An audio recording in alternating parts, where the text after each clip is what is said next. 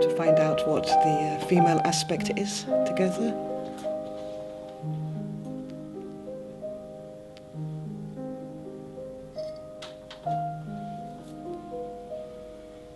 And it always escapes.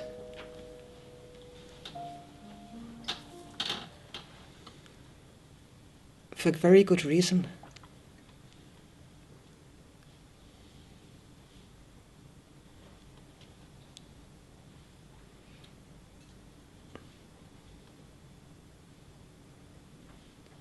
It's like trying to express silence with a noise. Trying to make silence by making a noise. We can't find silence by making a noise. We can't find the darkness by flashing a light around the room. We'll just see light.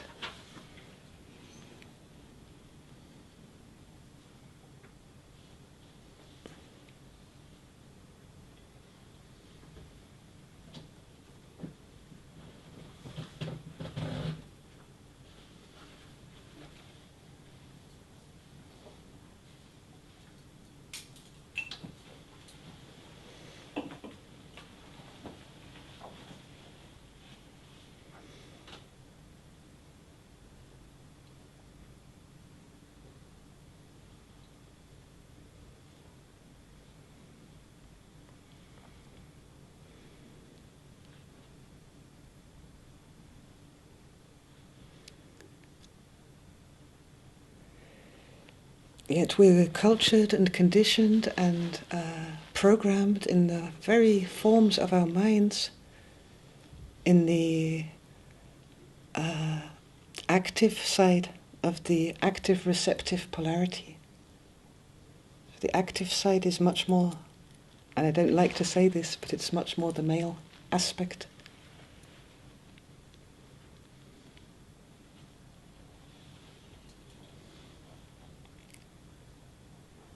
Although with each and every expression and movement, the male and female are working together in an attunement, in a constant blend. Too much active would be this movement. A very, very, a more refined blend of male and female would be much more like this, which opens up the space beyond male and female, which means we can actually receive in layers. If we just look at touch, the forward movement is active. There's a restraining movement which controls speed. And to the detail of touch, of sensitivity, there is a very, very precise reception and inquisition happening.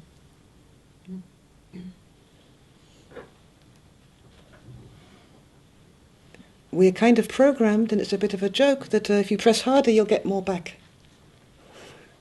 It's not true.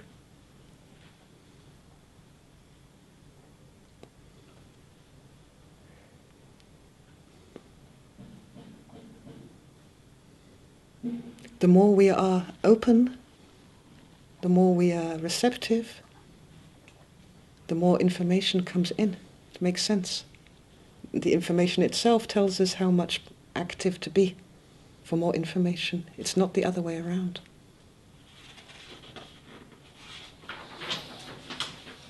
For example, healing somebody. Heal it. You first need to know what it is. You need to first receive. And then of itself, healing moves.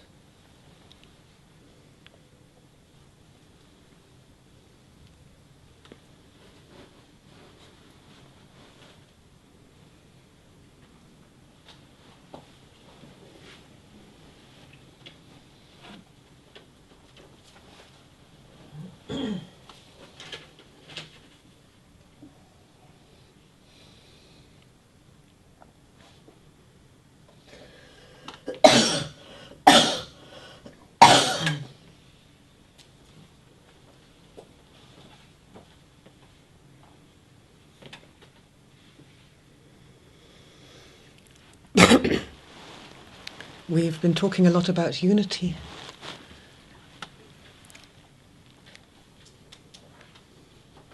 And in the area of communication, for example, we perhaps have it formed, or it's classically formed, that the one who speaks is the active and the one who listens is the receptive, which already brings with it a kind of authority thing and a power dynamic. You're being told and I'm telling and you guys have to listen. So is there a superiority then? You see how just from the simple experience of talking and listening, there can become already structures of power and imbalance and fear, pain.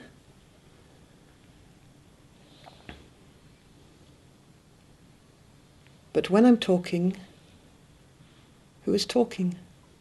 And this is not that the Archangel Gabriel is talking through me.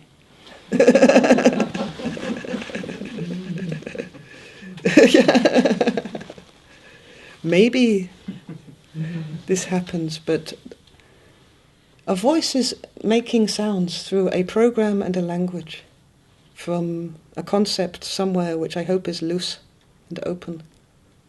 And it's making sounds. This is like when you hear your own voice on a videotape, after that it's horrifying, it's a stranger. It can be, oh, it's my ideal teacher.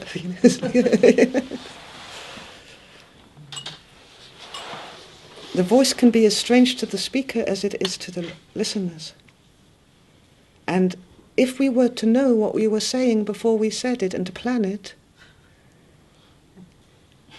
it doesn't work. It comes out kind of rubbish.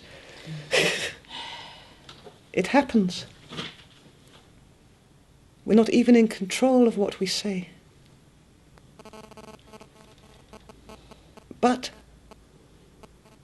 at the same time, the listening factor, there is a unity.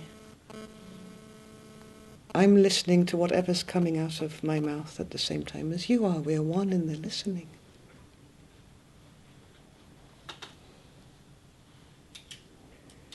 If we're to have a conversation, there is a listening which is totally one, beyond who speaks when. After that, there's a time delay, and it's, he said, and she said, and she said, and we try and make it into some kind of mental order to suit ourselves. But in real time, we have totally clear unity in the listening. So who's listening?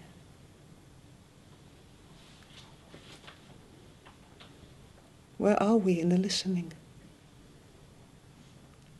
In the receptive?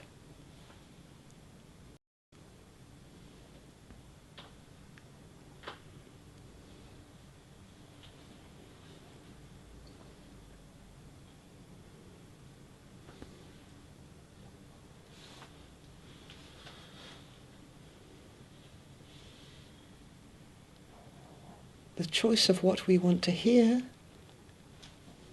is already an active thing. So I'm listening now to Georgi. But also, without having any say about it at all, we're also hearing the sounds outside. They're also registering, imprinting. If we don't cling, if we don't hold on, we can say, I'm listening for the meaning because she's speaking the English and it's not easy to understand in the way that she says it. I want to find the meaning. But also, there is a hearing of many, many, many vibrations, nervousness in the voice, a construction of syllables, depth of meaning, which we would never grasp with the mind, which is registering with the heart, with the body. Somebody can be very, very stressed and saying the most relaxed words in the body,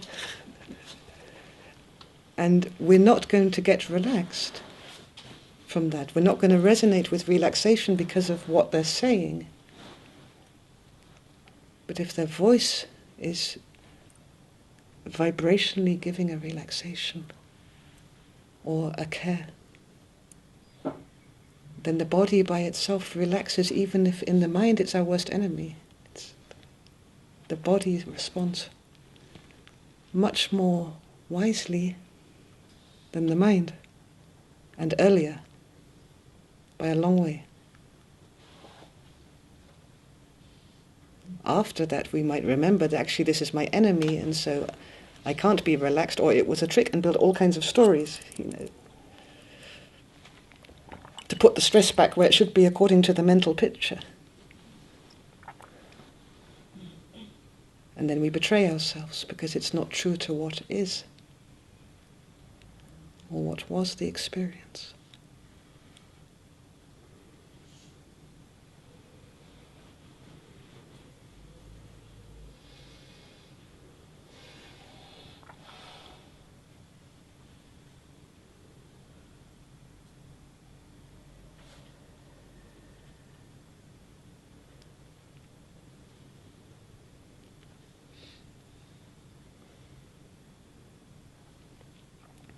So if we look at the feminine let's look at what we know, the physical division. It's a fact. I'm a woman, he's a man. What can I do that he can't?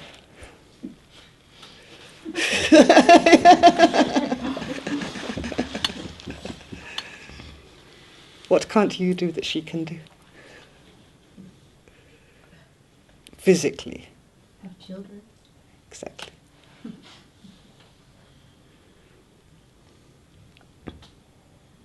So when a woman has a child, is she creating the child?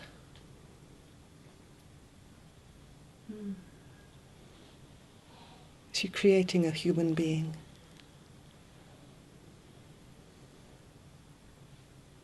From scratch?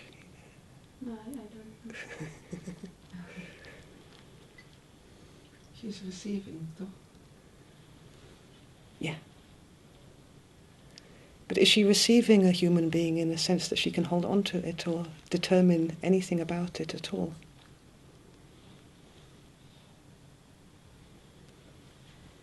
So what's she doing?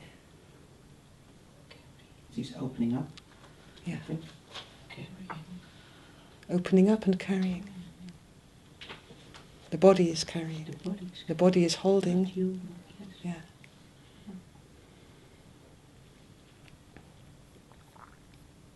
She's holding a whole new human being, physical, growing, in order to let it go.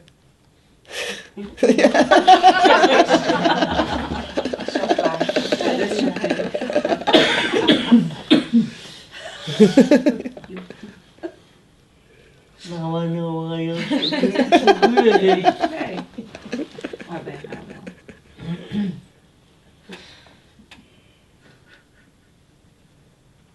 When it comes to human beings arriving on the planet, this is involving an incredible unconditional factor. She really needs to be unconditional, and if she's not, the body makes her unconditional in the birth process.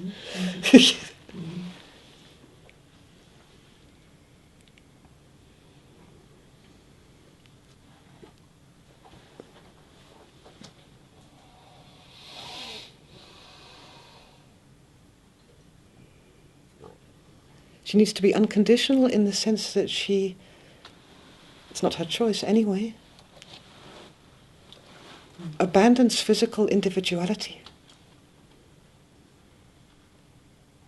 She's not a separate body anymore. After birth she can say, okay, now I'm a separate body again, and get deep inside that trance, but when there's a baby inside, you're not a separate body.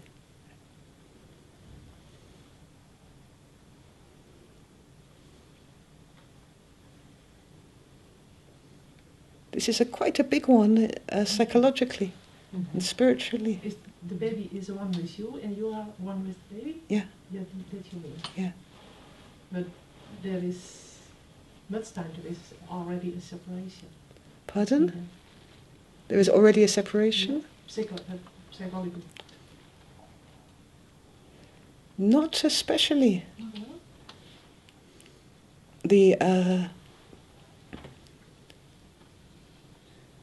The baby is bringing a certain atmosphere as well, which some mothers can sense. And the mother is full of emotions and hormones and the stresses, and the baby is vibrationally getting all of this and is experiencing it as the core layers of how it is to be here. So, for example, if when the husband gets home from work, the mother's body starts spritzing stress hormones, the baby is also recognizing a link between the father's voice and stress.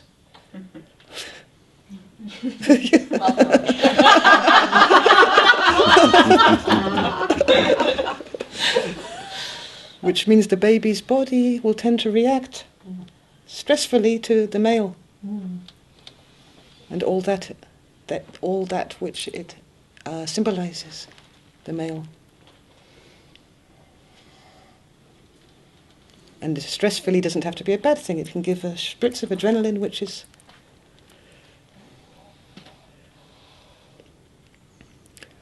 But what's actually coming through them, the female aspect or the mother's body on the physical, also the father's with the initiation of the whole thing, but what's actually moving is life. And when non-physical life. It's life taking form.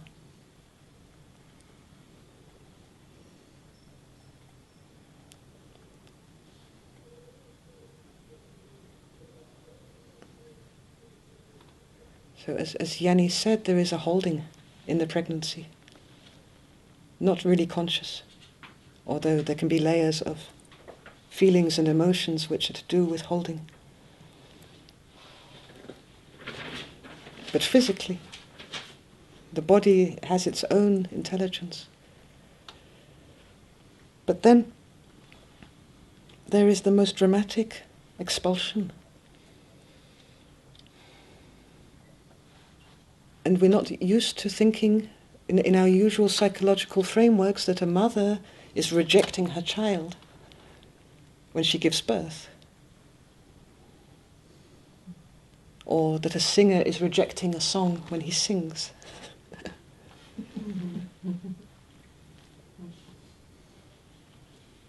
But it shows how purely the female aspect has to be in the unconditional, even beyond acceptance and rejection. This is beyond creation. To create, to be that deeply in creativity, you need to be, as the creator, beyond creation itself. Beyond acceptance, rejection, beyond polarity.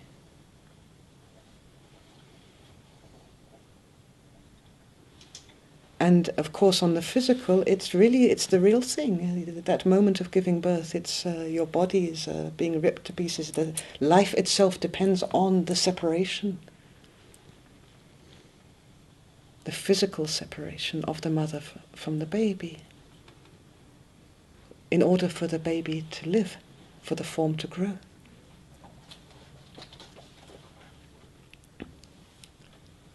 And maybe you can sense this is already moving into the shadowlands of the things we don't like. Letting go, rejection, destruction. Which we're programmed to fear. Darkness.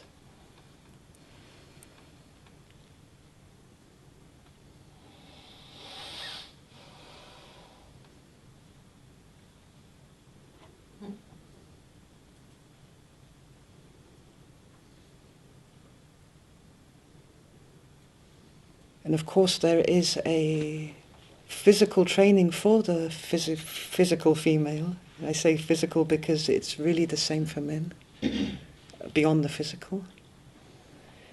In the menstrual cycle.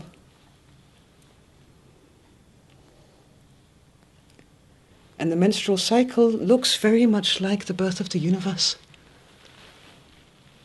The circulation of form. with the pure potential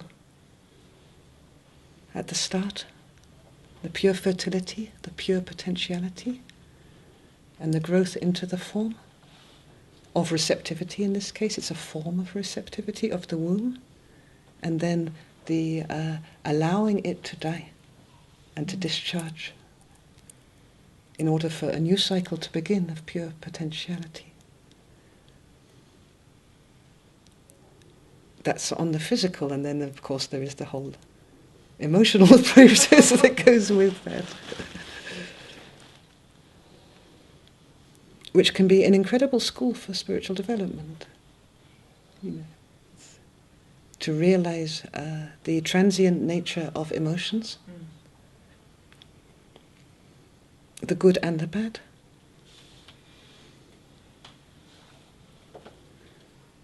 To realize that actually your chemistry is determining how you feel yourself to be. This is an incredibly humbling experience, but incredibly liberating, because then I'm not that. So who am I?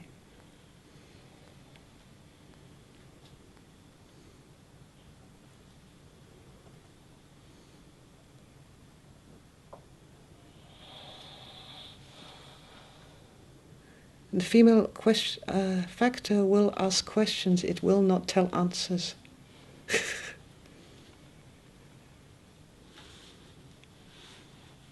It will inquire, it will ask. Asking is so much more than telling, deciding, closing, knowing. Again, we have the power of the receptive just in the area of knowing. You know, we think, we're programmed to believe that if we know stuff, then we are okay and we're safe and we're superior. We have to know stuff about ourselves, about others, about space-time, where we are, what we do, knowing. You have to know. It's a compulsion almost. And not knowing anything, not knowing, unknowing, is like a horror. Some people say it doesn't even exist, not knowing. And it's really a joke, because how can you know anything new if there is not knowing? Every movement of knowing something fresh and alive depends on surrendering to not knowing and receiving something new. So it becomes known, but it doesn't mean it didn't come from the unknown. The whole of science is based on what we don't know. It's not based on what we know already. That would be silly.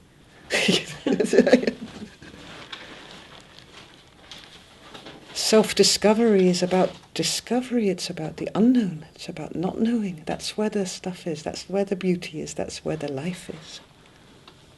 It's not in what we know already. What we know already is dead.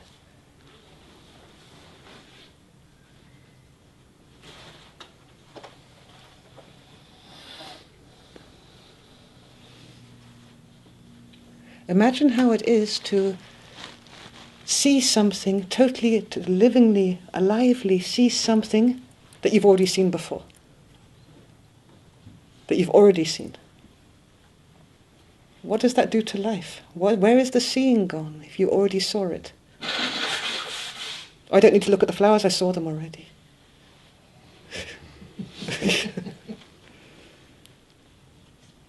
So where is the life?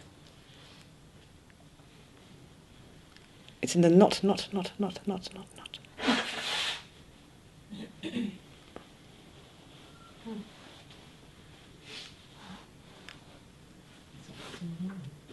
It's beyond what we see. It's beyond what we know. It's beyond our consciousness. It's what we're not conscious of. Even if we're conscious of consciousness, it's the consciousness of consciousness that we didn't do yet. Because what was. It's dead, gone. It's memory. The experience that I had is memory.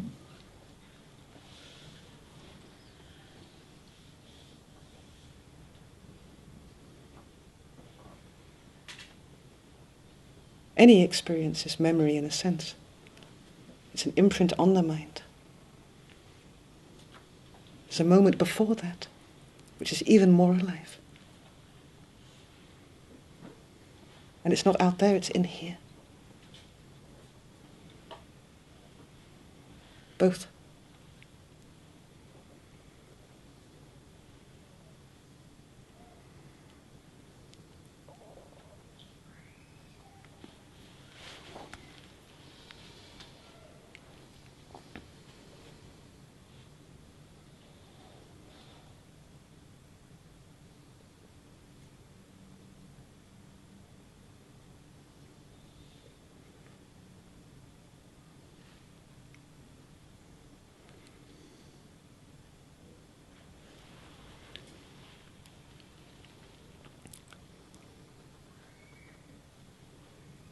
So, for me, the moment, just thinking about this course, which we tried not to do,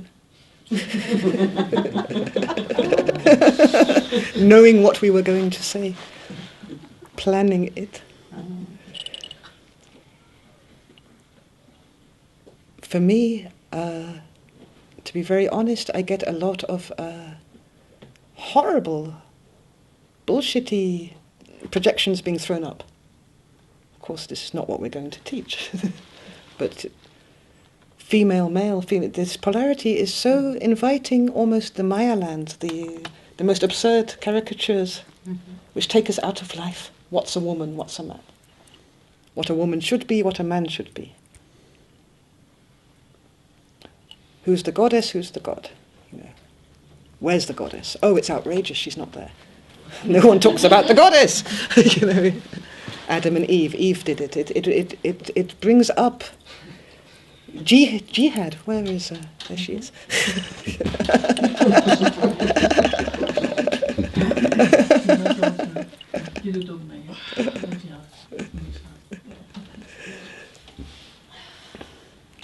Across all the religions, you see this to the blood in the soil, the rage that occurs in the polarity between male and female, resulting from the oppression and repression of the female.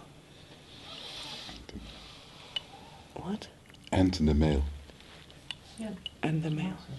And it's really already there. You see that the women are often the ones which are more oppressive of the female aspect than the males. It doesn't work biologically. Because it's about the mind. It's about the deeply ingrained belief systems and the fear behind that. The fear of sexuality. The fear, even if sexuality they've got it cornered, the fear of the unknown. The fear of losing control, to put it really simply. And we are all, male and female, terrified of losing control. We try to hold form, to give it a space, so it has, even a big experience, so it has a kind of control. Like, now I'm having experience, later I'll be not having one.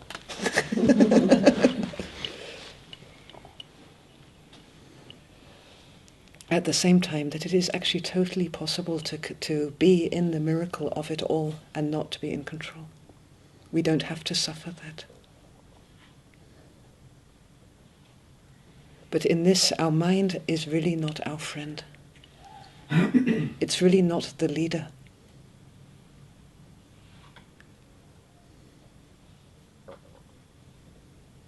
Even at its best, when it's working from higher mind, it's only ever a kind of channel which is on the one hand part of collective consciousness and the collective mind, and on the other reflecting what's happening way beyond itself.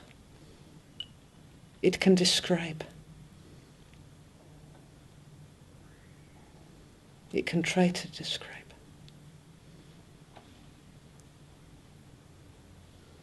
This is why it's much healthier for the mind to ask, to inquire, than for the mind to dictate. To dictate what is on what is. What does what is need from the mind to tell it what it is?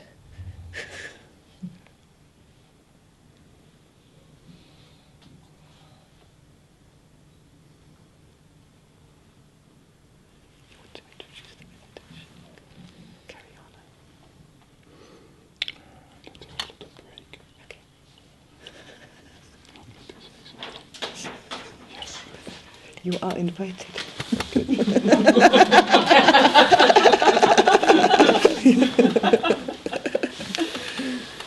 It's a little bit awkward as a male basically to talk about the sacred feminine. But then on the other side it's not awkward at all. Because we carry both male and female inside ourselves. As a female is carrying a male is carrying a female.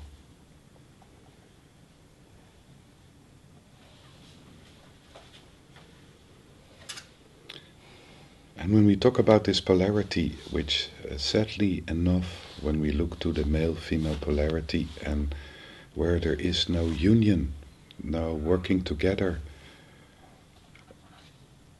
there is a split, and the split is a rift. It's like a rupture.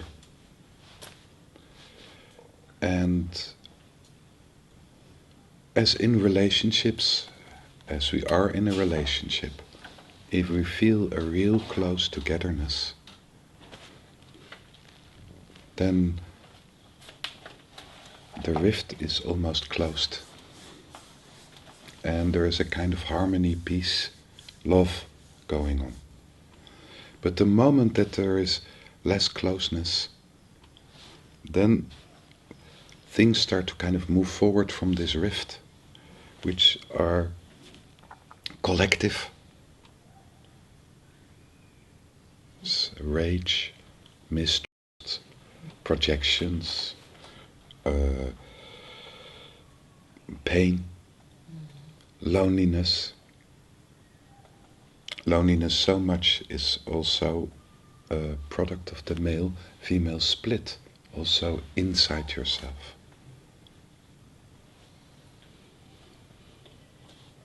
Loneliness is a lack of unity.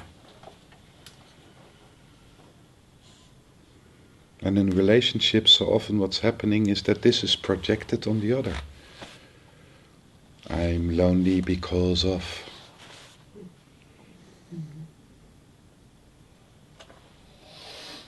I'm in a rage because of. If we look a little bit more deeply to male-female, and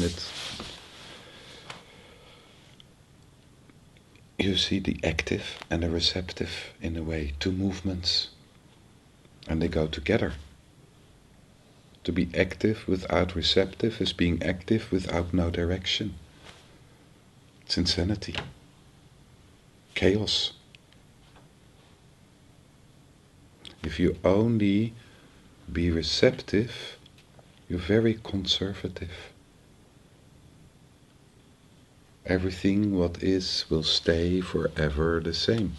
You receive. There is no movement. We need both. You recognize what I'm talking about.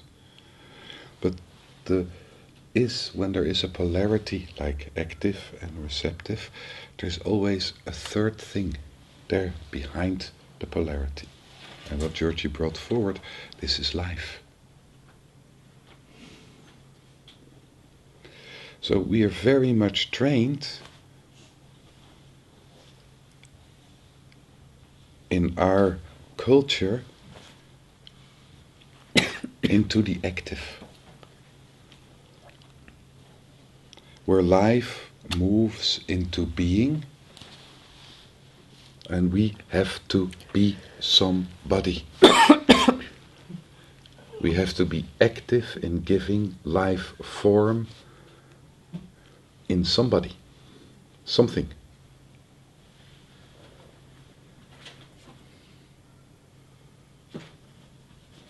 There we try to catch and hold life in its form, in its mold. This is what I am, this is how I am.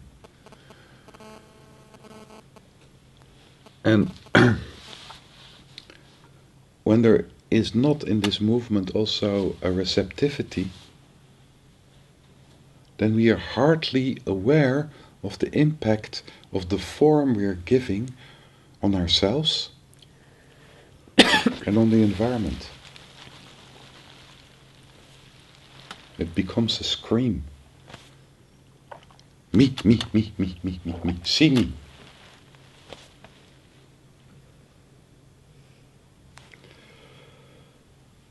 So the receptive form very much connected with listening. This is, I think, if you're really able to listen, this is the first entrance to more receptivity. And listening is not only hearing words or hearing sounds. Listening means there should be a background in which information can come in. Listening is only possible when there is a silence inside. So what's the color of silence?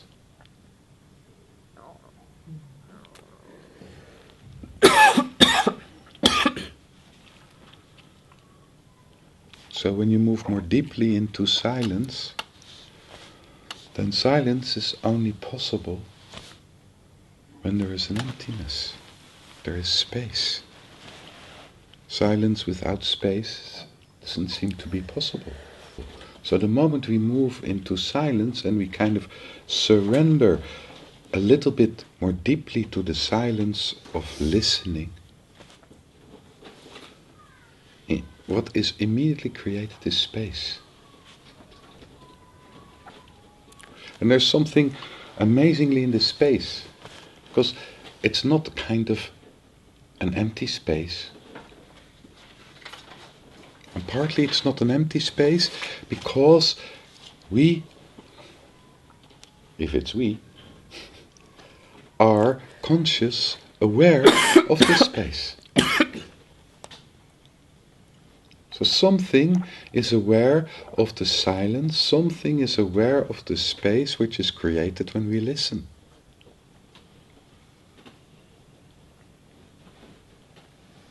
And if we really kind of try to whatever comes forward in this emptiness, in this space, not to hold on to it, to hook into it, to do anything with it, to own it or to disown it.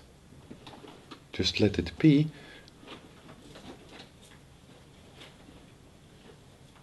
Then it starts to flow, and it becomes clear that what is starting to flow, if we are in between polarities, because the moment we move into this empty space, male and female kind of are joining together. We are neither active nor passive. Things start to move by themselves. In the moment, here, now. And what moves forward through us is life. And through this, we become aware that life gives form through itself in its own unique way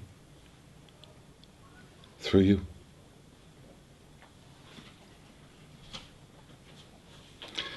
And this sounds very kind of, wow, what a story. But basically the moment that we are spontaneous ourselves, the moment that we feel the best, the most alive, as a child, really enjoying life itself, it's like that. It just happens. It's not that we thought of it, it's not that we are in control. We kind of pick up the control, what we're going to say and what we're going to do, when we push back life because we are insecure, uncomfortable, fearful.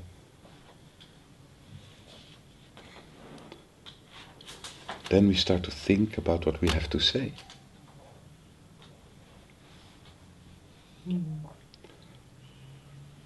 So the moment that And this works very beautiful if it's of service for yourself and the whole.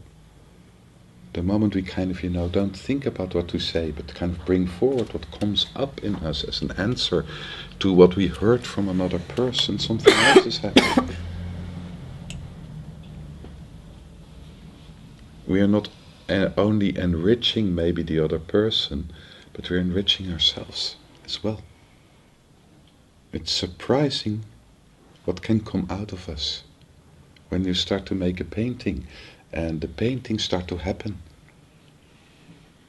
And it's not you in control, but it just moves through you. It's surprising what can be expressed. If you start to sing, and you just let the singing go its own way, it's surprising what's happening.